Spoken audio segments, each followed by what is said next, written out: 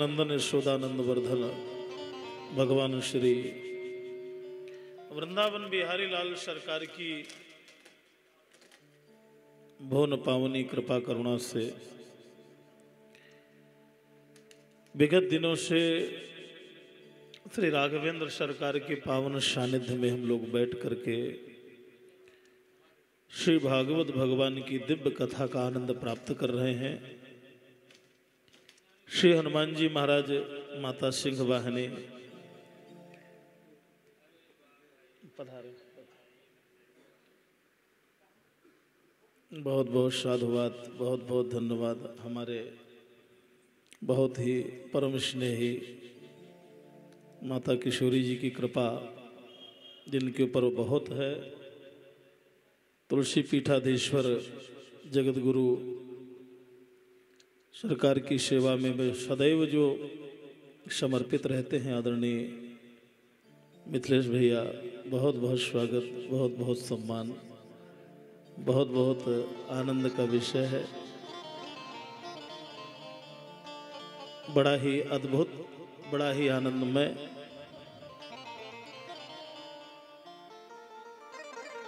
भगवान की कथा ईश्वर की कृपा के बिना प्राप्त नहीं होती है। आए हुए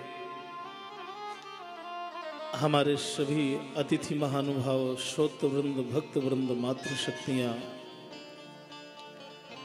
यत्र तत्र सर्वत्र से पधारे हुए भक्तगण, कथा का ये आनंद आज चतुर्थ दिवस की बेला है। कथा आयोजक के यजमान की भूमिका में हमारे परम सम्मानीय आदरणीय माँ साहब श्री वीरेंद्र कुमार श्रीवास्तव जी, आदरणीय माता जी श्रीमती शशि प्रभा जी, भैया अरविंद, सपत्नीक, सपरिवार, बड़े सद्भाव के साथ में पूर्वजों का पुण्य, भगवान की कृपा और वही सद्भाव कथा की व्यवस्था को हमारे आदरणीय निगम साहब बड़े ही सच्ची निष्ठा से, हमारे संतोष भैया, सब आयोजक हमारे आदरणीय माँ साहब के साथ में सहयोग की भूमिका, साथ में बड़े ही आनंद के साथ में कथा का ये चतुर्थ दिवस जो है बड़ा ही आनंदमय है। भगवान की कथा का आनंद ही ऐसा है कि कथा ही जीव की व्यथा को मिटाती है, कथा ही जीव को आनंद प्रदान करती है, कथा ही भगवान की ओर सामुख्य करती है। ये कथा भगवान की। धन्यास्ते कृतिनः पिबन्ति सततम श्री राम नामामृतम। वो जीव धन्य है जिनके कानों में भगवान का एक कथामृत प्राप्त हो रहा है। कल हम सब लोगों ने श्रीमद् भागवत जी के माध्यम से अजामिल का उद्धार भगवान के नाम के प्रभाव से सुना। अपित अजामिल गजगन काऊ, मुकुट भय हरि नाम प्रभाव। ये हरि नाम का प्रभाव है कि पुत्र के बहाने भी उन्होंने अगर भगवान का स्मरण किया तो पुत्र के प्रभाव से भी भगवान की कृपा उस जीव को प्राप्त हुई। इसलिए इस कलयुग में नाम महात्म की महिमा का स्मरण कल हम सब लोगों ने बड़े सद्भाव के साथ में सुना। नाम की महिमा क्या है? नाम की महिमा का वर्णन गरुड़ पुराण में भी बड़ा अद्भुत आया है। कितनी शक्ति है नाम महाराज में। नामनोत यावतिर शक्तिर पातकम पातकी जना। पातकी उतना पातक नहीं कर सकता जितना एक नाम में सामर्थ्य है भगवान के। इसलिए नाम का जो महात्मा है, गोस्वामी जी महाराज ने कल भी मैंने इस बात को कहा कि भागवत जी में भी उस बात का समर्थन हुआ और मानस जी में भी आया कि कहाँ लगी करो मैं नाम बढ़ाई और राम न सकहि नाम गुण गाई। इसलिए नाम महाराज हमारे संतों की परंपरा में तो राम नाम महाराज की जय बोलते हैं। भगवान का नाम ही स्वरूप है, भगवान का नाम ही प्रत्यक्ष है। तत्पश्चात सृष्टि की परंपरा में उन्होंने दक्ष महाराज की कथा का स्मरण कराया। शरीर मनुष्य का, सिर बकरे का महाराज दक्ष को अच्छा नहीं लगा तो उन्होंने शरीर को त्याग करके पुनः प्राचेतस दक्ष के रूप में आए, जिन्होंने 11,000 पुत्रों को प्रकट किया। नारद जी ने सबको संत के मार्ग में जागृत कर दिया, संतत्व प्रदान कर दिया। नारद जी को शाप भी मिला कि आप ज्यादा देर तक कहीं बैठ नहीं सकते हैं, क्योंकि अगर इस तरीके से संत बना देंगे तो फिर रहेगा कौन। इसलिए उन्हें ज्यादा देर रहने में कहीं भी वो नहीं है। ये सब चिंतन होता है, एक आनंद होता है। तत्पश्चात 60 कन्याओं को प्रकट किया। 10 धर्माय कायोन्दोर दिशत तृणव दत्तमान भूतांगिरा कृशाशुभ्यो द्वे द्वे तार्क्षाय चापरा। 60 कन्याओं से ये सारी प्रकृति को परिपूर्ण कर दिया। जितने भी जीव जंतु पशु पक्षी जो दिखाई दे रहे हैं ये दक्ष महाराज की भी सृष्टि है। कहीं कश्यप जी की सृष्टि है, कहीं दक्ष जी की सृष्टि है, कहीं करदम्ब जी की सृष्टि है, कहीं महाराज आगे चलेंगे विश्वामित्र जी की भी सृष्टि है। सृष्टि के क्रम में अनेक संतों ने अपना अपना क्रम बढ़ाया। इसी परंपरा में आगे चल करके उन्होंने नारायण कवच की दीक्षा का विधान बताया। हमारे यहाँ कवच जो है शरीर की रक्षा के लिए बनाया गया। ये शरीर में जैसे श्री राम रक्षा स्तोत्र है, ये भी कवच है। श्री हनुमान चालीसा ये भी कवच है। सुंदरकांड ये भी कवच है। जो भी हम पढ़ेंगे वो हमारे शरीर की रक्षा करेगा, इसलिए कवच की आवश्यकता है। और रामचरितमानस में भी कवच का वर्णन आया। धर्मरथ में गोस्वामी जी कहते हैं कवच अभेद विप्रपद पूजा यही सम विजय उपाय न दूजा। जीवन में कवच अच्छा होना चाहिए, धर्म का कवच जीवन में होना चाहिए। गुरु जी नाराज हो गए बृहस्पति जी, तो उन्होंने त्वष्टा नाम के महात्मा के पुत्र विश्वरूप को गुरु बना करके नारायण कवच सीखा। पर अंतर ये पड़ गया कि नारायण कवच तो मिल गया, पर महात्मा जी का जो मातृ पक्ष था वो दैत्य कुल से जुड़ा हुआ था। तो अगर 11 आहुति देवताओं की देते थे तो 2 आहुति अपने माता पक्ष को भी दे देते थे। तो इंद्र ने देखा कि ये तो गड़बड़ कर रहे हैं, अगर ये ऐसे ही चलेगा तो काम ठीक नहीं रहेगा, तो वज्र उठा करके सिरच्छेद कर दिया। और जब सिरच्छेद कर दिया तो ब्रह्म हत्या लग गई। ब्रह्म हत्या लगी तो उस ब्रह्म हत्या को 4 जगह पर वितरण किया। इंद्र महाराज ने सोचा इससे कैसे चूटू मैं, तो उन्होंने जल में, वृक्ष में, भूमि में और नारी शक्तियों में 4 लोगों ने उस हत्या को लिया कि चलो हम ले लेते हैं, आपका बोझ कम कर देते हैं।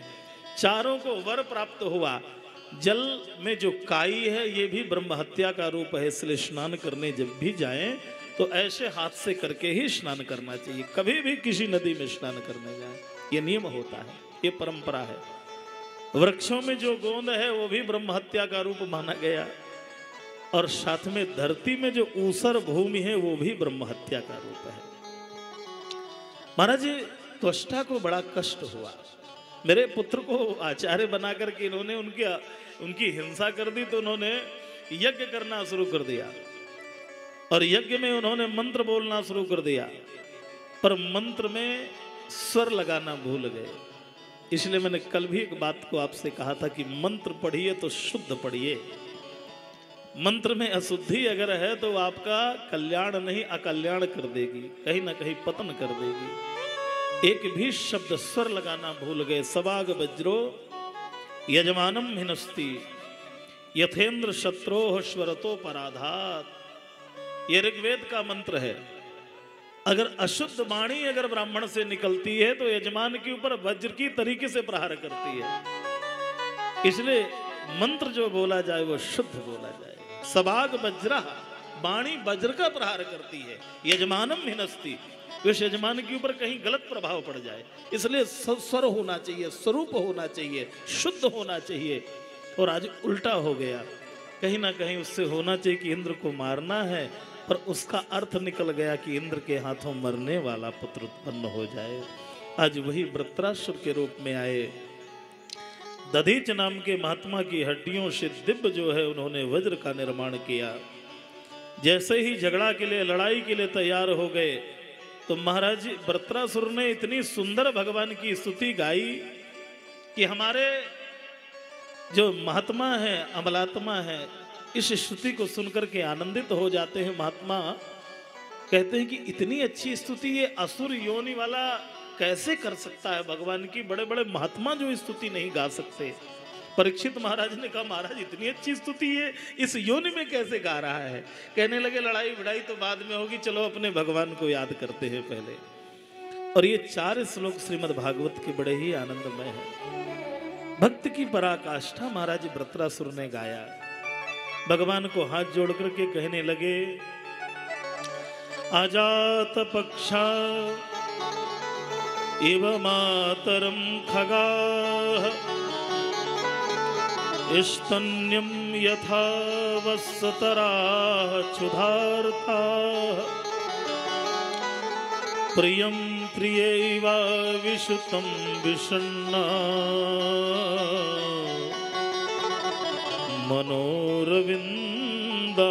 मनोरविन्दाक्षदृक्षते त्वाम् ननाकपृष्ठं न च पारमेष्ठ्यं न सार्वभौमं न रसाधिपत्यं न योगसिद्धि अपुनर्भवं वा समंजसत्वा विरहैकांक्षे। बड़े मार्मिक श्लोक हैं ये चारों श्लोक।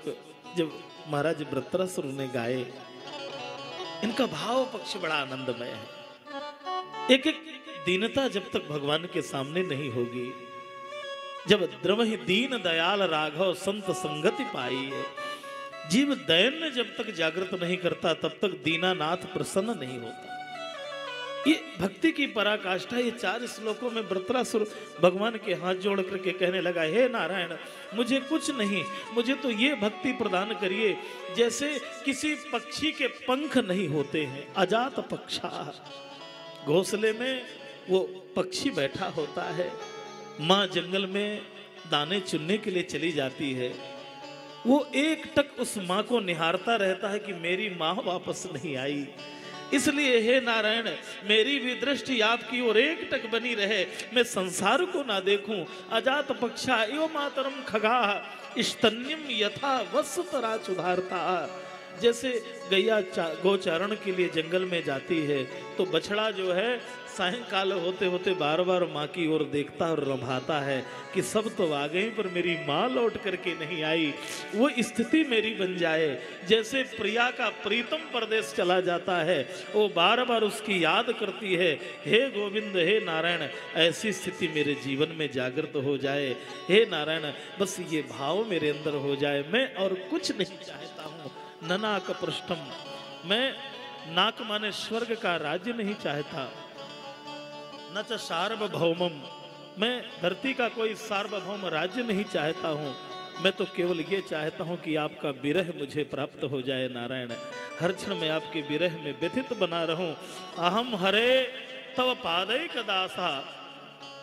हे नारायण, दासानुदासो भवितास्मि भूयः, मैं आपके हरि के दासों का दास बन जाऊं, उनकी चरण सेवा में लग जाऊं। ये मेरे जीवन का आनंद है। धन्य है भाई, जीवन में जब ऐसा भाव हो जाए, राम ही केवल प्रेम प्यारा, राम ही केवल प्रेम प्यारा, राम ही केवल प्रेम प्यारा, राम ही केवल प्रेम प्यारा, जानिने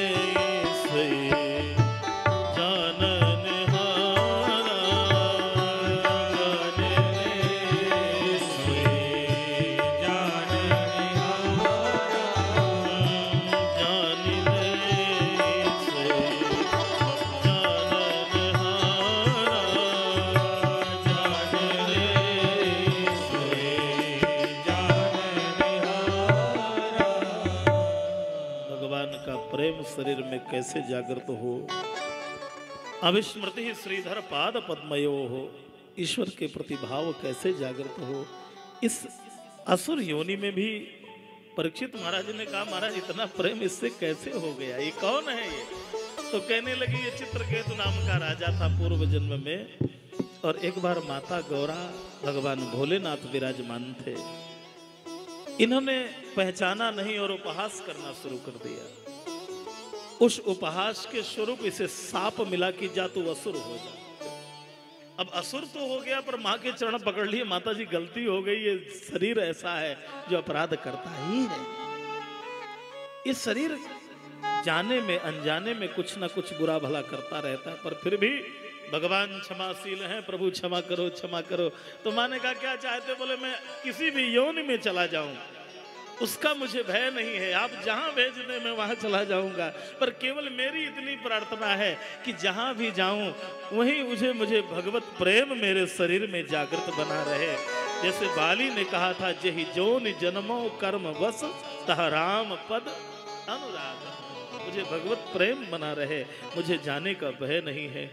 आज भगवान ने भगवत कृपा से इंद्र ने उद्धार किया और जाकर के तत्पश्चात उन्होंने उन शमन व्रत की कथा का स्मरण कराया।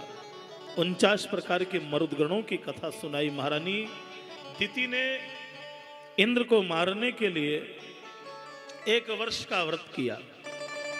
इंद्र ने सोचा क्या करूं, कैसे बचूं, तो मैया के उधर में प्रवेश करके एक दिन सायंकाल के बेला में माँ ने कुछ प्रसाद खा करके आचमन नहीं किया। इसलिए याद रखिए, जूठा मुंह ना तो सोना चाहिए, जूठे मुंह ना तो चलना चाहिए, जूठे मुंह रहना नहीं चाहिए। कुछ भी खाने के बाद आचमन जरूरी है, जल जरूरी है। माँ भूल गई, अंदर प्रवेश किया, एक गर्भ के 7 टुकड़े, 7 के फिर 7 कर दिए, तो 49 टुकड़े कर दिए। 49 प्रकार के मर्दगण प्रकट हुए। और आज जैसे ही हरि प्रेरित तहि अवसर चले मरुत 49, ये वही 49 प्रकार के मर्दगण हनुमान जी महाराज ने लंका जलाने के लिए मरुत का अर्थ है माँ माने नहीं, और रुत माने रो नहीं, क्यों रो रहे हो? तो उन्होंने कहा हम असुर योनि में। बोले नहीं, आज तक जितने पुत्र दिति महारानी से प्रकट हुए वो सब असुर हुए, और मैंने जो है आपको सुर योनि में जागृत कर दिया, आपसे मेरे साथ में देव योनि में रहेंगे। इसलिए 49 प्रकार के जो मरुदगण हैं ये देवता कहलाए, उनकी पूजा होती है आज भी। तत्पश्चात यहाँ से महाराज परीक्षित जी ने प्रश्न कर दिया, समः बृहस्पति ब्रह्मन् भूतानां भगवान स्वयं इंद्रस्यार्थे कथम दैत्यान अवधि दुषम हो यथा। परीक्षित महाराज बीच बीच में पूछते भी हैं, महाराज कोई बात समझ में ना आए, बोले ये बताइए कि भगवान देवताओं को बचाते हैं और असुरों का उद्धार करते हैं, तो क्या भगवान निष्पक्ष हैं कि पक्षपाती हैं? ये बात समझ में नहीं आ रही। तो सुखदेव जी ने कहा नहीं, भगवान पक्षपाती नहीं है। बोले क्यों? बोले जब निर्गुण निराकार हैं तो निष्पक्ष हैं, उन्हें किसी पक्ष की आवश्यकता नहीं है, और जब सगुण साकार होकर के आते हैं तो वो पक्ष में खड़े हो जाते हैं। सुन सेवक दुख दीन दयाला, और फरक उठी दो भुजा विशाला। भगवान कहते हैं भाई मोर पंख लगा के आता हूं तो पक्ष लगा के आया हूं, इसलिए भक्ति का पक्ष लेकर के आया हूं। भगवान वैसे ये 4 प्रकार के भाव हैं, काम क्रोध लोभ मोह, इन चारों से जीव परमात्मा से जुड़ता है। गोप्यः कामात्, गोपियां भगवान को प्रेम से भजती थी। कंस भयात, कंस भय से भगवान को भजता था। शिशुपाल द्वेष से गाली बकता था। इसलिए कोई बात नहीं है, किसी तरीके से हमारा संबंध भगवान से जुड़ जाए, चाहे काम से जुड़ जाए, चाहे क्रोध से जुड़ जाए। और जो भक्त हैं वो प्रेम से भगवान से जुड़ते हैं कि भगवान प्रेम से हमें प्राप्त हो जाए। इसलिए कहीं इसमें कोई अंतर नहीं है, भाव जुड़ जाए परमात्मा से। प्रश्न किया महाराज अगर ऐसा होता तो हिरण्यकशिपु के पुत्र प्रहलाद जी के ऊपर भगवत कृपा नहीं होती। प्रश्न कर दिया क्यों? ये हिरण्यकशिपु कौन है? बोले हिरण्याक्ष को भगवान वराह ने उद्धार किया।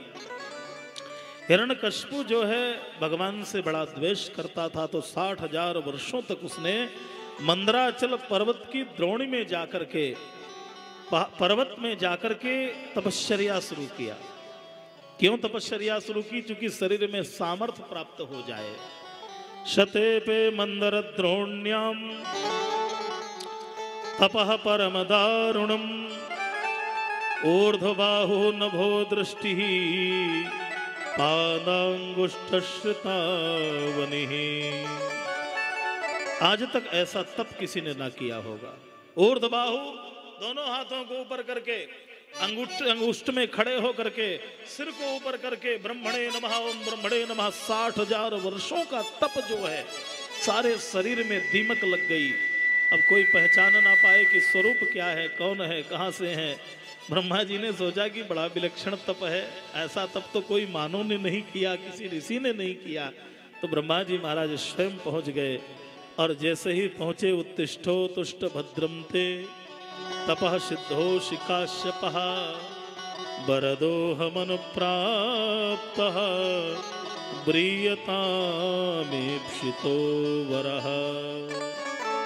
ब्रह्मा जी महाराज जब पहुंचे, शरीर में दीमक लगी हुई है, बमामी लगी हुई है, पहचान में नहीं आ रहा वो गया कहाँ। जल निकाला कमंडल से, जैसे ही प्रहार किया तो देखा कि एक विशाल काय स्वरूप खड़ा है। ओम ब्रह्मणे नमः ओम ब्रह्मणे नमः ओम ब्रह्मणे नमः। अरे ब्रह्मा जी ने कहा, भाई उत्तिष्ठो तुष्ट भद्रम ते, मैं आपसे प्रसन्न हूँ, क्या चाहिए? बोले महाराज ऐसा वरदान मांगूंगा कि जो कोई किसी ने मांगा ही नहीं है। क्या चाहिए? बोले हम काहू के मरई हमारे, हम काहू के मरई हमारे। वानर मनुज जाति दो बारे, वानर मनुज जाति दो बारे, वानर मनुज जाति दो बारे। वानर मनुज जाति दो बारे, वानर मनुज जाति दो बारे। हम काहू के मरई हमारे। हम काहू के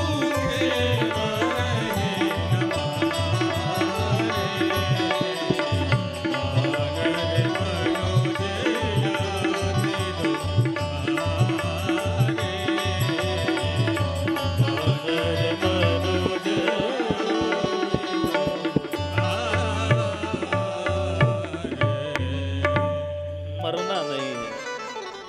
क्या कहा? मरे नहीं। अरे ब्रह्मा जी ने कहा, जिसने जन्म लिया है उसे मरना तो निश्चय है। गीता जी का अटल सिद्धांत है। भगवान भगवत गीता में कहते हैं, जातस्य ही ध्रुवोर मृत्युर, जन्म का मृत्यु है और ध्रुवम जन्म मृतस्य च। जिसने जो मृत्यु की ओर गया उसे जन्म की ओर भी जाना पड़ेगा। इसलिए जन्म और मृत्यु का सिद्धांत अटल है, इसे रोका नहीं जा सकता। इसलिए भाई एक बात है, क्या है? वरदान बदल ले, मृत्यु को रोकने के जितने भी रास्ते हैं वो बदल ले। मैं ये तो नहीं कह सकता कि तुम मरेगा नहीं। हाँ, मैं ये कह सकता हूं कि मृत्यु के जितने भी साधन हैं उनको रोकने का प्रयास करिए। वो रोका जा सकता है अपनी बुद्धि के द्वारा। अच्छा तो ठीक है, उन्होंने 7 वरदान मांगे। महाराज ने कितने वरदान मांगे? जय सिया राम, जय जय सिया राम, जय सिया राम, जय जय सिया राम, जय सिया राम, जय जय सिया राम, जय सिया राम, जय जय सिया राम, जय सिया राम, जय जय सिया राम, जय सिया राम,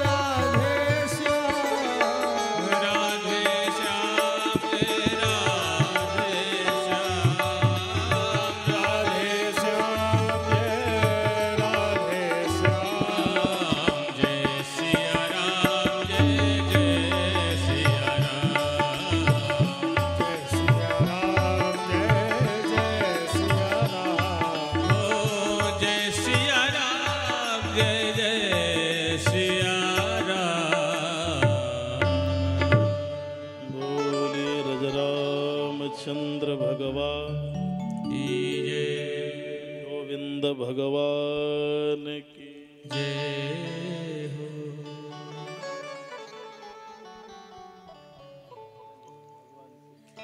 बहुत बहुत भगवान की कृपा, नारायण की अनुकंपा। हमारे भाई जी को बहुत बहुत धन्यवाद, बहुत बहुत शुभकामनाएं, बहुत बहुत आशीर्वाद। सुंदर हम सब लोग अभी भगवान की दिव्य कथाओं में से ब्रह्मा जी से एक ही वरदान कि मैं मरूं नहीं, तो ब्रह्मा जी ने कहा भाई मरने का तो कोई बात नहीं, पर मृत्यु को रोकने के लिए जो भी उपाय हो वो कर सकते हो। तो ठीक है महाराज, मुझे 7 वरदान दे दीजिए। हिरण्यकशिपु ने 7 वरदान मांगे। नांतर बहिर दिवा नक्तम, न अंदर मरूं, न बाहर मरूं, न दिन में मरूं, न रात में मरूं, न ऊपर मरूं, न नीचे मरूं, न अस्त्र से मरूं, न शस्त्र से मरूं। अंतिम बात कह दी 12 महीने में ही ना मरूं। ब्रह्मा जी ने कहा कोई बात नहीं, जो तू कहता रहे, मुझे तो केवल सिर हिलाना है। अब समझना तो भगवान को है, वो कैसे समझेंगे उनका काम है। ब्रह्मा जी तो वरदान दे देते हैं, पर भगवान कहते हैं ऐसे को वरदान मत दीजिए जो अपात्र व्यक्ति है। सर्पाणाम पयः पानम केवलम विषवर्धनम, कहीं ना कहीं वो जहर बढ़ाने वाला होता है। इतना पावर सबको नहीं दिया जा सकता है। आज तक किसी को ऐसा वरदान मिला नहीं। और जब जब अधिक शक्ति, अधिक संपत्ति और अधिक संतति, ये 3 जब ज्यादा मिलते हैं तो लोग फिर सन्मार्गी कम होते हैं, कुमार्गी ज्यादा हो जाते हैं। आज सारी प्रकृति को अपने में वशीभूत कर लिया। मैं ही भगवान हूं। इंद्र को इंद्रासन से पदच्युत कर दिया, मैं ही इंद्र हूं। सारे स्वरूपों में बैठ गए। मन में सोचने लगे क्या करें। सभी देवता भगवान के पास गए, महाराज बचाइए। भगवान ने कहा चिंता मत करो, इसके घर में मैं ऐसा अपना ही भक्त भेजता हूं जो इसका ही विरोध करेगा। निर्वैराय प्रशांताय स्वसुताय महात्मने।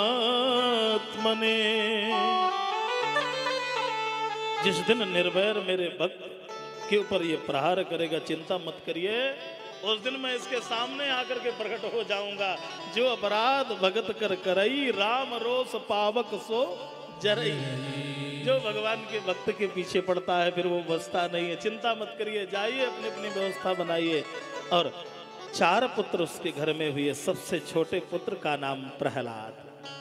प्रहलाद का अर्थ होता है जिनके शरीर में आह्लाद माने प्रेम भरा हो। भगवत प्रेम जिनके अंदर है वो प्रकृष्टो लादा प्रहलाद। ऐसे प्रहलाद है जो 3 पुत्र तो पिता जैसे हैं, पर चौथे पुत्र जो है वो भगवत परायण है। एक माँ से 4 पुत्र उत्पन्न होते हैं और चारों में परिवर्तन होता है। धीरे धीरे धीरे धीरे कहते हैं, बड़ी सुंदर कथा है। प्रहलाद जी भी भगवान को मानते नहीं थे। अन्यत्र पुराणों में कथा आई है कि एक बार प्रहलाद जी भ्रमण करते हुए चले जा रहे थे तो देखा नगर के बाहर एक नारी, उसने मिट्टी के बर्तन जो बनाए जाते हैं उनका आवा लगाया था। पहले मिट्टी के बर्तनों को आवा लगाते थे, अब आवा तो लगा दिया, बाद में वो परिक्रमा लगा रही थी, चक्कर काट रही थी। प्रहलाद जी ने कहा ये चक्कर क्यों काट रही हो भाई, क्या बात है? तो कहने लगी बेटा मुझसे एक भूल हो गई। इन मटकियों में से एक मटकी ऐसी थी जिसमें बिल्ली ने अपने बच्चों को जन्म दे दिया था और मैं समझ नहीं पाई और मैंने उसको भी इसी में लगा दिया। तो मैं नारायण से कहती हूँ हे परमात्मा, मुझसे तो भूल हो गई पर आपसे भूल ना हो पाए, इसकी रक्षा करना, कृपा करना। तो कहने लगे कोई भगवान और भी होता है? नारायण बोले नहीं नहीं, नारायण तो कोई दूसरा होता है। तो बोले ठीक है, अगर ये बच्चे बच गए तो मैं भी विश्वास करूंगा कि नारायण दूसरा होता है। और भगवत कृपा हुई कि जैसे ही हवा खोला गया तो सारा हवा पक गया, पर जहां वो मटकी थी वहां आग पहुंची ही नहीं और बच्चे वैसे ही किलोल कर रहे थे। प्रहलाद ने कहा आज से मैंने भी माना कि नहीं भगवान है, भगवान सत्य है, केवल मानने की बात है मेरे भाई, केवल मन में भाव हो जाए। आज सुबह से शाम तक जहां भी बैठते हैं तो केवल भगवत स्मरण। कृष्ण ग्रह ग्रहीतात्मा न वेद जगदीदृशम् न्यस्त क्रीडन को बालः जड़वंतन मनुष्यया। बच्चों के साथ खेल खेलते हैं तो भगवान की लीलाओं के खेल खेलते हैं। कहीं स्कूल में गुरुकुल में जाते हैं तो श्री कृष्ण गोविंद हरे मुरारे, हे नाथ नारायण, हे वासुदेवा। सुखदेव जी कहते हैं राजा परीक्षित, नवग्रह आपने सुना होगा, पर एक श्री कृष्ण ग्रह जो है भगवान को कहा, जो भगवान के अनुग्रह को प्राप्त कर लेता है उसे संसार से अनुरक्ति और विरक्ति हो जाती है। आज वो नाचते हैं, कूदते हैं, भगवान का स्मरण करते हैं। काफी समय व्यतीत हो गया। एक दिन पिताजी को लगा मेरा बच्चा पढ़ के आया है, क्या पढ़ा है, तो पूछने लगे क्या पढ़ के आए हो। तो गोदी में बैठे हुए प्रहलाद जी ने कहा पिताजी मैंने एक नहीं 9 विद्याएं पढ़ लिया। पिताजी प्रसन्न हो गए, मेरा बालक इतना विद्वान हो गया। बंधु याद रखिए, संसार में 2 ही तत्व ऐसे हैं जो ये चाहते हैं कि ये बालक मुझसे भी आगे हो जाए। ये 2 ऐसे तत्व हैं, याद रखिए। एक पिता चाहता है कि मेरा पुत्र मुझसे भी गुणवान, यशवान, धनवान हो जाए, और एक गुरु चाहते हैं कि मेरा शिष्य मुझसे भी आगे उभर करके समाज में जागृत हो जाए। ये 2 ऐसे होते हैं, समझ रहे हैं ना। इसलिए प्रहलाद जी से पूछा, प्रहलाद क्या आपने पढ़ा है? तो प्रहलाद जी ने कहा पिताजी श्रवणम कीर्तनम विष्णु स्मरणम पाद सेवनम अर्चनम बंदनम दास्यम सख्यमात्मनिवेदनम। भगवान विष्णु का श्रवण, उन्हीं का स्मरण, उन्हीं का अर्चन, उन्हीं का बंदन, ये 9धा भक्ति को उन्होंने जागृत करना शुरू कर दिया। ये 9धा भक्ति बड़ी ही दिव्य है। श्रीमद् भागवत जी में भी 9धा भक्ति है और श्रीमद् रामचरितमानस जी में भी 9धा भक्ति है। और 9धा भक्ति का प्रभाव यह है कि अगर एक भक्ति भी हमें प्राप्त हो जाए, 9 तो बड़ी कठिन है। सबरी जैसी कोई धन्य नारी है जिनके शरीर में 9 की 9 विद्यमान हो, पर हमारे जीवन में एक भी समझ में आ जाए, श्रवण कथा सुनने में मन लग जाए, सारा जीवन बीत जाता है, पर सच्चे श्रोता बनना कठिन है। श्रवण के बाद कीर्तन, कहीं भी बैठे हैं भगवान नाम संकीर्तन हो रहा है, उसमें ताली बजाकर के कीर्तन करने की परंपरा है। हमारे भगवान चैतन्य देव आज से 500 वर्ष पहले बंगाल की धरती में प्रकट हुए, और बंगाल के जादू को खत्म करने का अगर कार्य हुआ तो भगवान चैतन्य महाप्रभु ने हरिनाम संकीर्तन किया।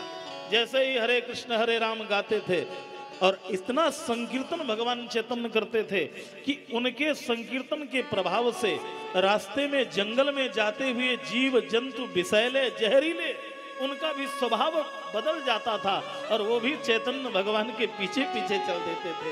ये हरिनाम का प्रभाव है।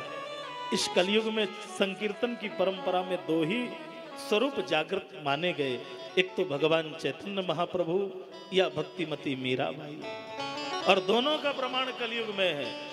इस मानव के शरीर से भगवान में लीन होने वाले अगर कोई महापुरुष है तो भगवान चैतन्य जाकर के जगन्नाथपुरी में भगवान जगन्नाथ में लीन हो गए, और द्वारिकाधीश भगवान में जाकर के मीराबाई सशरीर उन्हीं में लीन हो गई।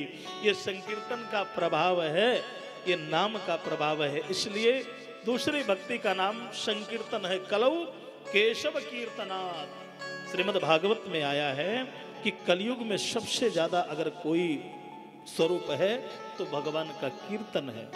पहले कथा सुनिए, फिर कीर्तन जगाइए, और फिर स्मरण।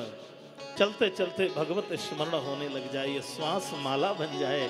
कोई बात नहीं है माला है कि नहीं, कर माला से जपिए, हाथ तुलसी की माला से जपिए, रुद्राक्ष की माला से जपिए, और जब कोई ना हो तो श्वासों को माला बनाइए और भगवत स्मरण करिए। स्मरणम पाद सेवनम, भगवान का पद संक्रमण करिए। ये पाद सेवन माने पैरों की सेवा है। चित्रकूट धाम की परिक्रमा करिए, वृंदावन गोवर्धन नाथ की परिक्रमा करिए।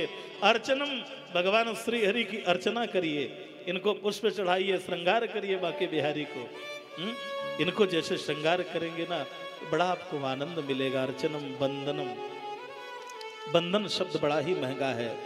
हमारे पूज्य डोंगरे जी महाराज श्रीमद् भागवत के अद्वितीय संत जो है, गुजरात की धरती में जिनका जन्म हुआ, डोंगरे जी महाराज, जो स्वयं भोजन बनाते थे, स्वयं ठाकुर जी को भोग लगा के पाते थे। भागवत जी में कुछ भी द्रव्य था वो कभी अपने जीवन में उन्होंने नहीं लगाया। पूज्य डोंगरे जी महाराज सारा धन समाज कल्याण में लगा दिया। डोंगरे जी महाराज ने ऐसे अद्भुत संत, वो कहा करते थे कि बंधन से परमात्मा बंधन में हो जाता है। अगर हमारी वंदना अच्छी हो जाए, भगवत स्वरूप जागृत हो जाए, कहीं भी है भगवान का स्मरण करिए, कुछ गाइए, भगवान को कुछ ना कुछ बोलिए। मेरो राधा रमण गिरधारी, मेरो राधा रमण गिरधारी, गिरधारी श्याम बनवारी।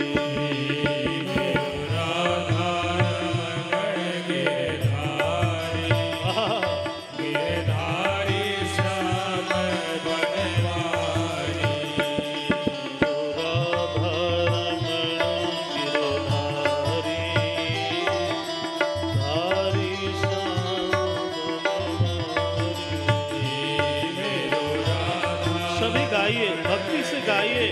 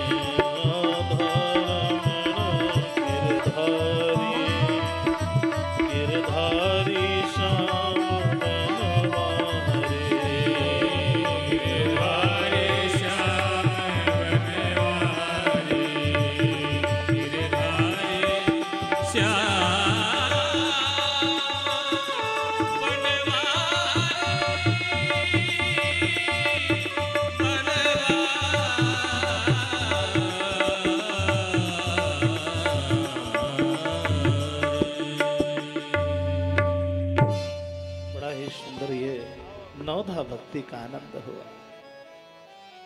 आज छोटे छोटे बच्चों के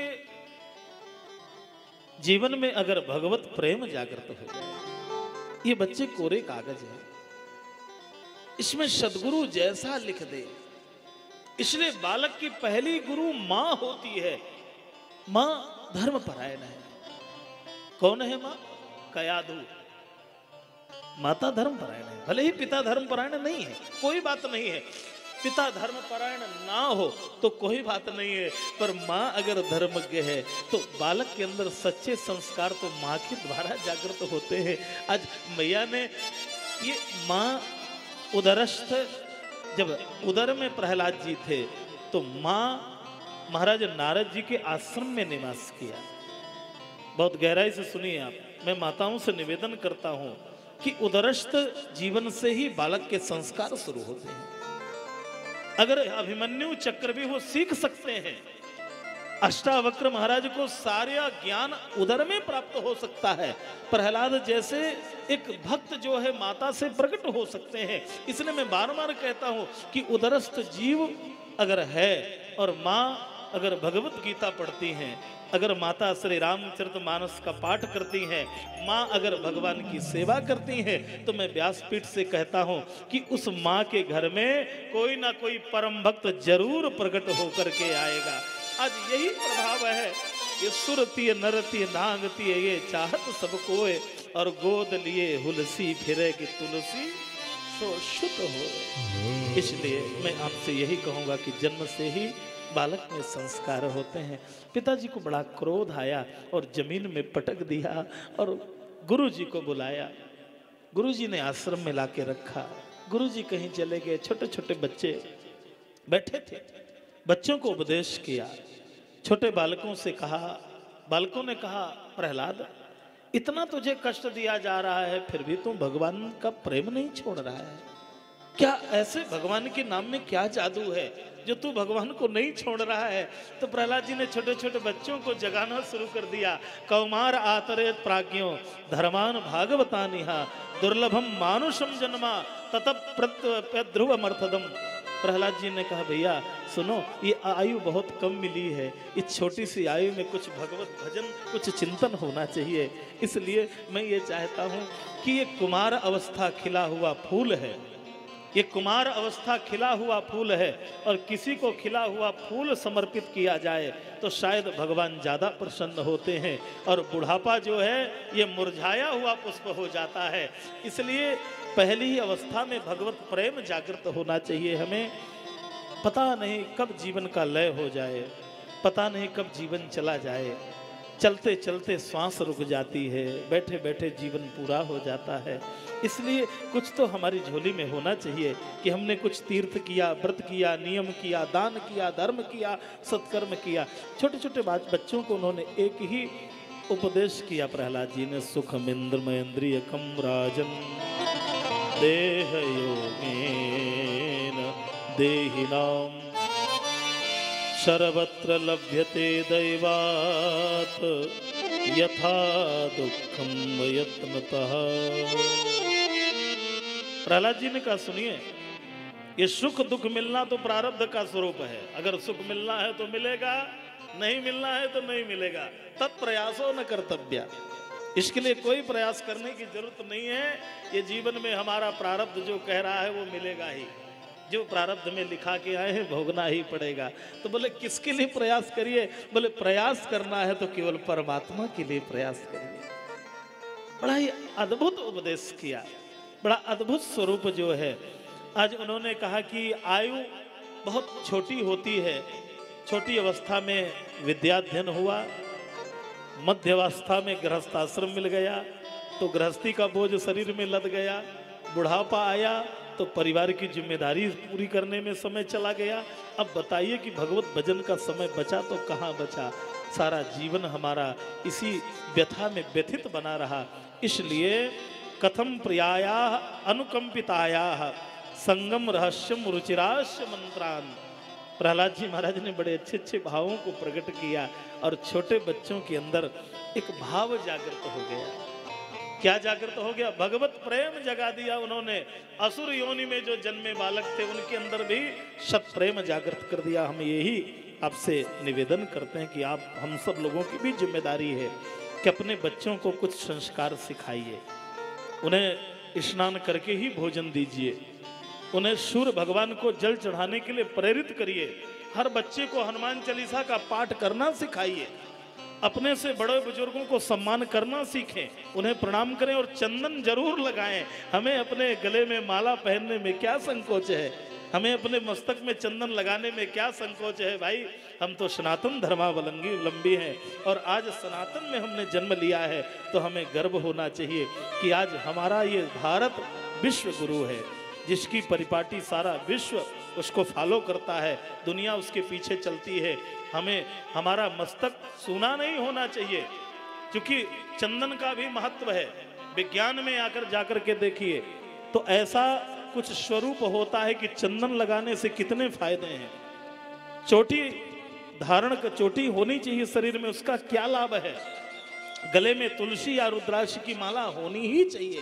कोई ऐसा व्यक्ति नहीं जिसके गले में तुलसी की माला या रुद्राक्ष की माला ना हो। अपने बच्चों को संस्कार दीजिए। आज प्रहलाद जी ने छोटे छोटे बच्चों को पढ़ाना शुरू कर दिया, सिखाना शुरू कर दिया। सबसे एक ही बात कही, आज परेशान हो गया हिरण्यकशिपु कि मेरे ही घर में मेरा बैरी पैदा हो गया, जो राज सत्ता का विरोध घर में ही होने लग जाए। अब हैरान हो गया, अब क्या करूं, ये तो मेरा ही बेटा है। बुलाया, बोले अब इसको तो समाप्त करना पड़ेगा, नहीं तो मेरी आसुरी सत्ता चली जाएगी, मेरी सत्ता खतरे में, मेरी कुर्सी खतरे में चल रही है, मेरा बेटा ही विरोध मेरा करने लगा। तो प्रहलाद जी महाराज को एक श्लोक में भागवतकार ने कहा कि अनेक जो है दंड का विधान बनाया। दिग्गजैर दंड सुकैश्चा ताडमान मुहुर्मुहुः। एक नहीं, दिग्गज माने हाथियों से कुचलाना, जहर देना, पहाड़ से फेंक देना। डुंडा नाम की बहन जो जिसे होलिका कहा जाता, वे होली आने वाली है, उसी परंपरा से बहन को बर था कि आपको कोई जला नहीं सकता है, पर आज बहन प्रहलाद को जलाने के लिए बैठ गई। तो आज प्रहलाद जी तो नहीं जले और बहन जल करके भस्म हो गई। पिता ने पूछा, पुत्र तू जला क्यों नहीं? तो विष्णु पुराण का बड़ा ही महंगा श्लोक है। प्रहलाद जी ने एक शब्द कहा, पिताजी मेरी बात को सुनिए, क्यों नहीं जला मैं? बोले राम नाम जपताम कुतो भयम। राम नाम जपने वाले को भय नहीं होता पिताजी। सर्व ताप समनैक भेषजम, संसार की सारी दवा भगवान का नाम है। और पिताजी मैं एक चमत्कार दिखाता हूँ, आओ आप मेरे पास में। आप मुझे जलाने के लिए आए थे ना, तो मेरे शरीर को छू करके देखो। जो अग्नि दूसरे को जला सकती है वो अग्नि मुझे शीतलता प्रदान कर रही है। पावकः सलिलायते धुना, वो अग्नि जी मेरे शरीर को ठंडा कर दिया। गरल सुधारी पो करई मिताई, गरल सुधारी पो करई मिताई। गरल माने जहर, जहर भी अमृत का काम करे। गरल सुधार रिपु करे मिताई, और रिपु माने शत्रु। गरल सुधारी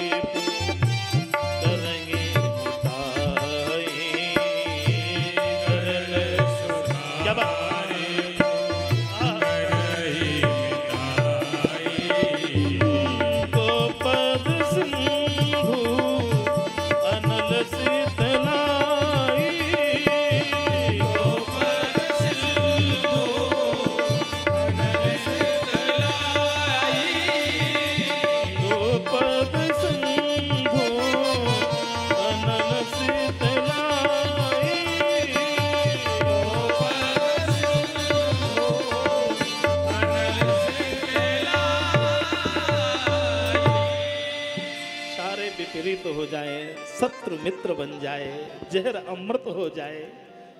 गोपद सिंधु अनल शीतलाई, ये समुद्र जो है गाय के खुर के समान हो जाए। और ये अग्नि जो है ठंडी हो जाए। पिताजी, ये भगवान के नाम का प्रभाव है। एक एक भाव को समझिए, क्या आनंद है, भक्ति का आनंद है यही। जब भक्ति में दृढ़ता हो जाए तो संसार में कोई समस्या नहीं होती है। आज पिताजी ने सारे दंड दे करके जब परेशान हो गए तो सामने खड़ा करके कहने लगे, ये बताओ, अब मैं देखना चाहता हूं कि मुझे वो तेरा भगवान क्यों नहीं दिख रहा। दुनिया को तो दिखाई दे रहा है, सारे लोग कह रहे हैं भगवान है, भगवान है, भगवान है।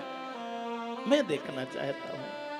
क्या देखना चाहते हैं? बोले, मैं देखना चाहता हूं कि तेरा नारायण कहाँ है। यश त्वया मंद भाग्योक्तो, अरे मंद भाग्य, मदन्नो जगदीश्वरा। मैं तो समझता था कि मैं ही ईश्वर हूं। इस संसार में सारी प्रकृति मेरा गुणगान करती है, सारी प्रकृति को मैंने वशीभूत कर रखा है। बड़े बड़े देवता जो है मेरे यहाँ हाजिरी बजाने आते हैं। अरे ये सामान्य शासक नहीं हुए। रावण की सभा को देखिए आप हिरण्यकशिपु की सभा को देखिए। हनुमान नाटकम में एक बड़ा अच्छा ग्रंथ है। हनुमान नाटक में इतना अच्छा वर्णन रावण की सभा को हनुमान जी महाराज जी ने देखा तो चकित हो गए। ऐसी सभा नहीं देखी मैंने। क्या सभा देखा? बोले, जहां सारे देवता खड़े हुए हैं हाथ जोड़े, भगवान शंकर जहां पूजा करवाने के लिए आते हैं, ब्रह्मा जी जिनको वेद सुनाने रोज आते हैं, जिनको वेद सुनाने आते हैं। एक दिन ब्रह्मा जी 1 मिनट लेट हो गए। 1 मिनट लेट हो गए तो हनुमान नाटक में आया है कि तूष्णीम बहिस्थीयताम, बाहर खड़े हो जाओ। जैसे बच्चे को दंड दिया जाता है कि अंदर नहीं घुसोगे, तो ब्रह्मा जी से कहा बाहर खड़े हो जाओ। ये लोक पितामह है, ये लोक की रचना करने वाले हैं, और आज ब्रह्मा जी को दंडित कर दिया। बोले बाहर खड़े हो जाओ। बृहस्पति जी बैठे थे तो कुछ बात कर रहे थे तो उन्होंने डांटा। बोले, नैसा सभा वज्रिना, ये इंद्र की सभा नहीं है, यहाँ बिल्कुल साइलेंट माहौल में बैठिए, बिल्कुल शांति में बैठिए। हनुमान जी महाराज ने कहा, सभाएं तो बहुत देखी पर ऐसी सभा मैंने नहीं देखी जिसने अपनी सारी प्रकृति को अपने में वशीभूत कर लिया हो। आज वही स्थिति हिरण्यकशिपु की है। आज सारे स्वरूपों को अपने में वशीभूत किया। एक ही बात कहा, यश त्वया मंद भाग्योक्तो मदन्यो जगदीश्वरः पासो यदि सर्वत्र कस्मास्तंभे न दृश्यते। बड़ा अच्छा भाव है। एक एक श्लोक का भाव समझिए। कहने लगे, ये बताओ कि क्वासो यदि सर्वत्र, सर्व जगह है तो स्तंभे, इस स्तंभ में क्यों नहीं दिखाई दे रहा है, खंभे में क्यों नहीं, इसमें है भगवान। अब प्रहलाद जी ने कहा, क्या बताएं, कहे भगवान है कि नहीं? तो प्रहलाद जी ने कहा, हाँ भगवान है। सुखदेव भगवान ने कहा, राजा परीक्षित सावधान। अब भगवान को लगा कि अगर मैं प्रकट नहीं हुआ तो संसार वाले मेरी पूजा करना ही बंद कर देंगे। जब भगवान है ही नहीं तो उसके पीछे क्यों पड़े हो? तो सुखदेव भगवान बड़ा अच्छा भाव देते हैं। भगवान व्यासदेव कहते हैं, बोले, सत्यम विधातुम निज भृत्य भाषितुम।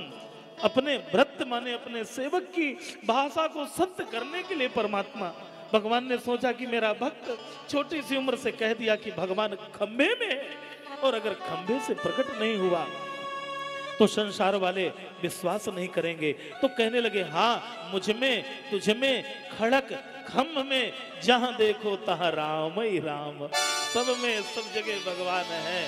अच्छा, इसमें भी भगवान है तो ठीक है। एकदम से निकाला उसने और तलवार निकाल करके, खड्ग निकाल के जोर से प्रहार किया। एकदम से गड़गड़ाहट हुई।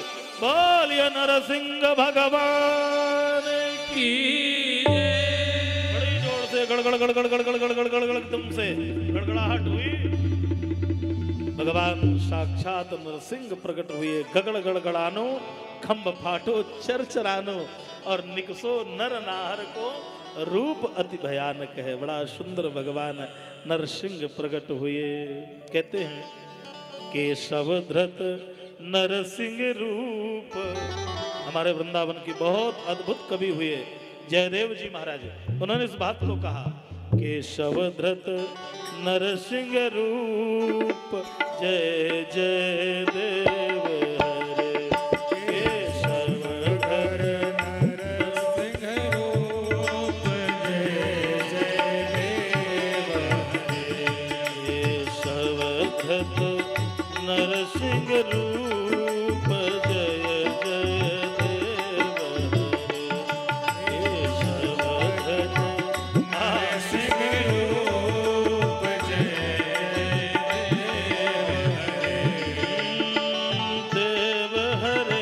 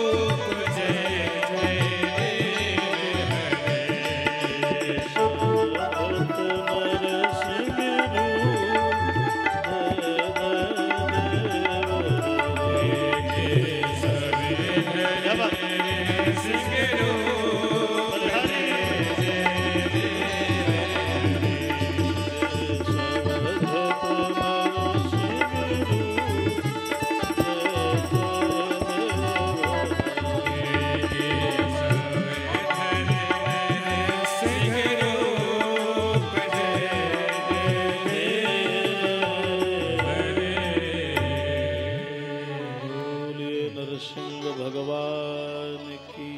बहुत सुंदर, वाह मिथिलेश भैया, बहुत दिनों के बाद में बड़ा आनंद हुआ है। हमारे मिथिलेश भैया जो चंदवारा ग्राम से आए हुए हैं, बहुत ही अच्छे गुणज्ञ जो है, और सबसे बड़ी बात हमारे आदरणीय मास्टर साहब के अद्वितीय शिष्यों में है। आपने शिक्षा दिया है, आप तुलसी पीठाधीश्वर जगतगुरु महाराज के साथ में आप सतत उनकी सेवा में संलग्न रहते हैं। बहुत बहुत साधुवाद, बहुत बहुत आनंद। हम सब लोग सुंदर जो है भगवान की दिव्य कथाओं में से आज भगवान नरसिंह प्रकट हुआ। जिन सत्य करी प्रहलाद गिरा, प्रगटे नर की नरसिंह महा। हुए उसने सोचा मेरे खम्भे में घुसा कहाँ बैठा था। मैं तो सोच रहा था कि कहीं बाहर होगा, मंदिर में होगा, ये तो मेरे खम्भे में घुसा बैठा था। भगवान ने ये चिंतन कराया कि नरसिंह बसे हर खम्भन में, पर ढूंढनत को प्रहलाद कहा। सब ताल मजीरा बजावत फिरे, पर मीरा दीवानी सी याद कहा। सूर घनेर फिरे कन मांगत पे सर सूर, सुस्वाद कहा। और सिया राम कथा बहुतन ने लिखी, पर तुलसी सी मरजाद कहा। बस यही तो आनंद है। आज भगवान ने कहा कि मैं, सूरदास जी ने सूर सागर में लिखा है, बड़ा अच्छा भाव लिखा, बोले तब से पाहन पूजन लागे। इससे पहले मूर्ति की पूजा होती थी कि नहीं होती थी, पर सूरदास जी ने सूर सागर में लिखा कि उस दिन से मूर्ति में भगवान को देखा जाने लगा। क्योंकि जब खंभे में सरकार बैठे हैं तो मूर्ति में क्यों नहीं हमारे अवध बिहारी बैठे हैं, हमारे बांके बिहारी बैठे हैं। भगवान मूर्ति में है, ऐसा नहीं है। आप वृंदावन में जाइए, श्री राधा रमण देव का दर्शन करिए। वृंदावन में राधा रमण है, कभी आप दर्शन करने जाइए। श्री बांके बिहारी लाल, श्री राधा वल्लभ लाल, श्री राधा रमण लाल। वैसे तो दो और हो गए, श्री मदन मोहन और गोपीनाथ। ये 5 श्री विग्रह अपने में प्रकट हुए हैं। तो राधा रमण जी का स्वरूप है कि राधा रमण जी सालिग्राम के रूप में थे। आज से 500 वर्ष पहले तक वो सालिग्राम में ही थे, पर कोई वस्त्र पहनाने के लिए आया तो सभी को स्वरूप थे तो सबको वस्त्र पहनाए गए। पर राधा रमण जी को क्या पहनाया जाए, सालिग्राम की बटिया गोल मटोल अब क्या पहनाए। तो पुजारी जो थे श्री भट्ट जी, आज से 500 वर्ष पहले बड़ा कष्ट हुआ उन्हें। रात भर रोते रहे कि मेरे ठाकुर जी के ना हाथ है, ना पैर है, ना मुख है, वो तो गोल मटोल है। और जैसे ही रात भर रुदन किया श्री भट्ट जी ने, तो भक्त के प्रभाव को देख करके भगवान सालिग्राम से साक्षात राधा रमण प्रकट हो गए। आज भी आप दर्शन करने जाइए। जाइए। राधा रमण बगल में लगता है कि शालिग्राम से प्रकट हुई, इतने राधा रमण है, बड़े चमत्कारी ठाकुर हैं। कभी दर्शन करने राधा रमण का जाइए, कभी तो हंसते दिखाई देंगे, कभी दांत दिखने लगेंगे, कभी मुख बंद हो जाएगा। बड़ा अद्भुत स्वरूप है राधा रमण का। ठंडी के समय में उन्हें ठंडी के गर्म वस्त्र पहनाए जाएं, गर्मी के समय उनकी व्यवस्था की जाए। भगवान ऐसा नहीं कि नहीं है, जैसा भाव रखने हमारे लड्डू गोपाल भी सचमुच है। हम इनकी पूजा ये मान के ना करें कि ये पत्थर के हैं कि मिट्टी के हैं कि धातु के हैं। हम ये मान के चले कि हमारे ठाकुर जी सचमुच हमारे हैं, तो जरूर वो आपकी आवाज़ को सुनेंगे। जब वो पत्थर से प्रकट हो सकते हैं तो सचमुच भगवान द्वार में बैठे हुए हैं, घर में बैठे हुए हैं। इसलिए बड़ा अद्भुत स्वरूप है। भगवान ने सोचा क्या करें, पकड़ा उसको एक बार में तो सटक गया, दूसरी बार में पकड़ के भुजाओं से अपने जंघा में डाला। बोले मुझे मार नहीं सकते, मैंने साध वरदान मांगे हैं। तो भगवान ने कहा चलो शुरू हो जाओ। तो बोले ना अंदर मरूं ना बाहर मरूं। तो भगवान ने कहा चलो ना अंदर ना बाहर, डेहरी में बैठा हूं। राम नाम मन दीप धर, जी है डेहरी द्वार। ये देहरी जो होती है ये मध्य ना अंदर ना बाहर। अच्छा तो ठीक है, दूसरी बात कहो ना दिन में मरूं ना रात में मरूं। तो भगवान ने कहा ये सायंकाल की बेला है। हाँ ये भी वरदान फेल हो गया। अच्छा तो तीसरी बात, मैं ना मनुष्य से मरूं और ना पशु से मरूं। तो भगवान ने कहा देख लो कौन दिखाई दे रहा हूं। तो नीचे मनुष्य ऊपर पशु, नर और सिंह। बोले ये भी ठीक नहीं चल रहा है, सारे वरदान फेल होते चले जा रहे हैं। अंतिम में अस्त्र और शस्त्र भगवान ने नखाग्रों को दिखाया। देखते देखते कहने लगे मैं चाहता हूं कि मैं 12 महीने में ना मरूं। तो भगवान ने कहा चलो तेरे लिए मैंने 13वां महीना पुरुषोत्तम मास का निर्माण कर दिया। आज भी वो पुरुषोत्तम मास जो है भगवान ने जैसे ही उसके पेट को फाड़ करके आंतों को निकाल करके भगवान नारायण ने अपने गले में पहन लिया। अब भगवान नाराज, भगवान नरसिंह का क्रोध विष्णु पुराण में आप उठा करके देखें, भागवत जी में तो संक्षेप में कथा आई। इतना क्रोध भगवान में, मानो की आंखों से ज्वाला जैसे लपटें निकल रही हो, इतना क्रोध है तो भगवान। पर भगवान को कौन मनाए। अब घर का एक मालिक नाराज हो जाए तो सारा घर लड़खड़ा जाता है। और परब्रह्म परमात्मा जो है आज किसी की हिम्मत नहीं पड़ रही है। सारे देवता खड़े हुए हैं।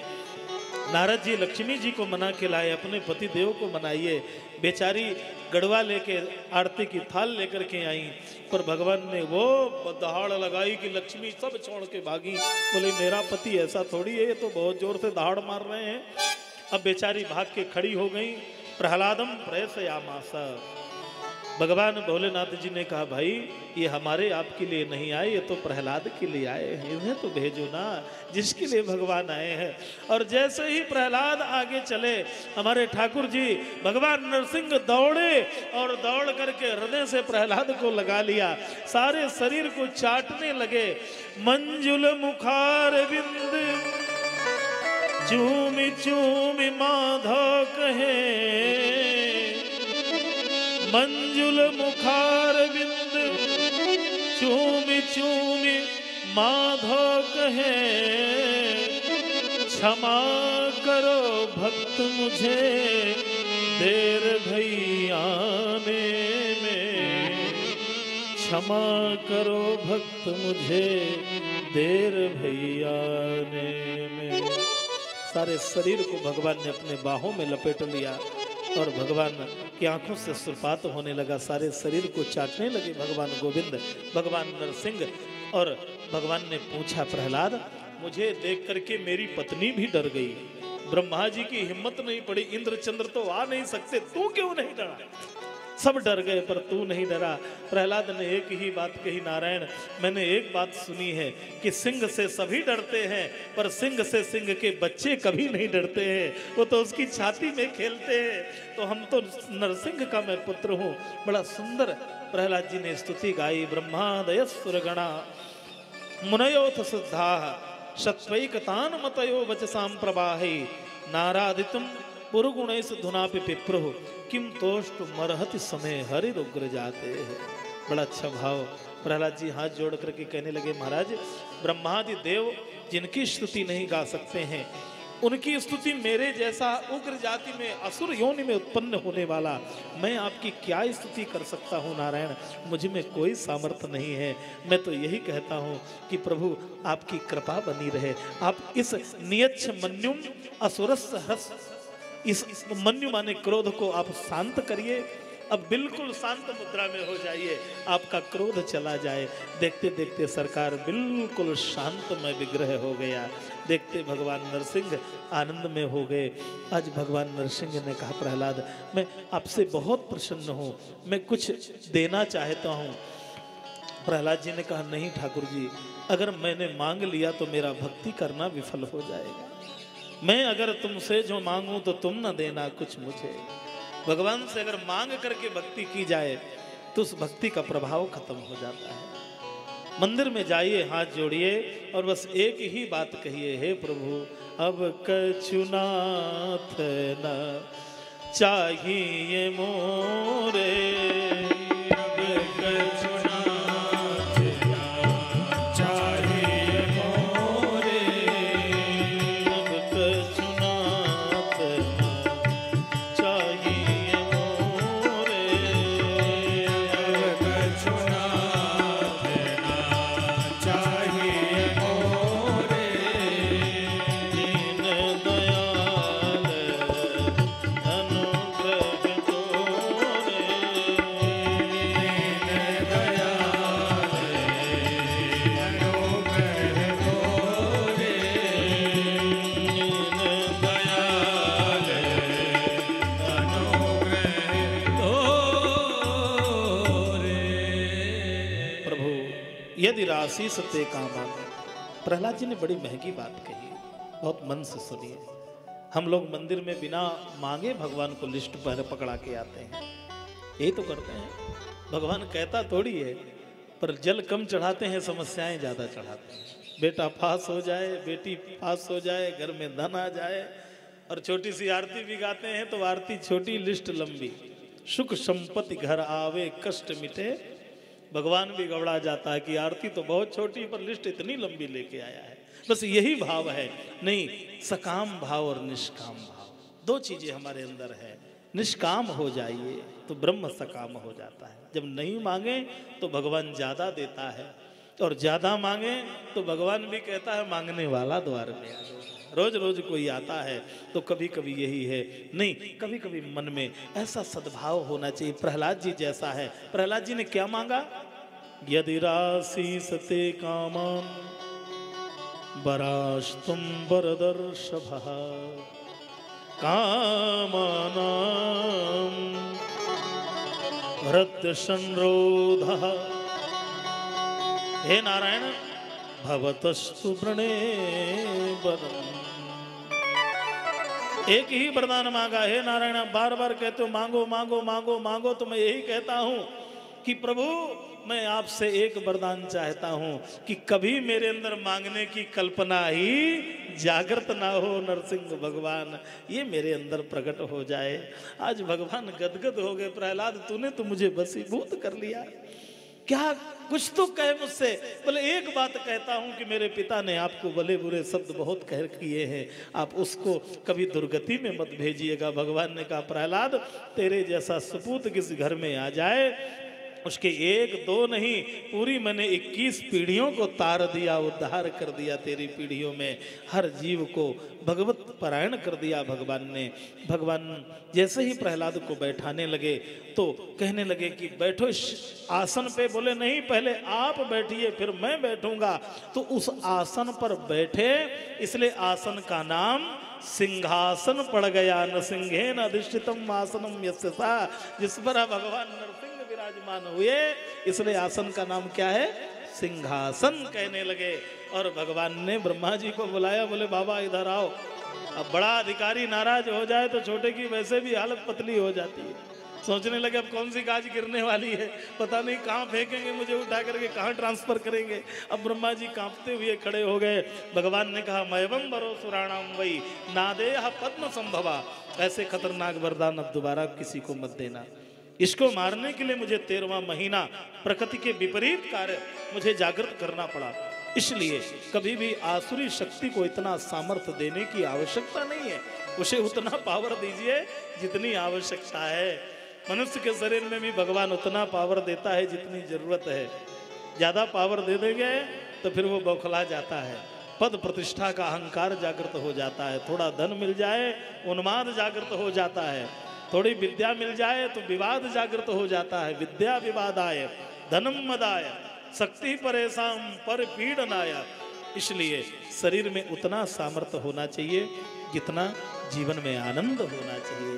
तत्पश्चात भगवान ने दिव्य जो है नरसिंह भगवान प्रहलाद जी को राज्य सत्ता में बैठा करके भगवान नरसिंह अंतर्हित हुए।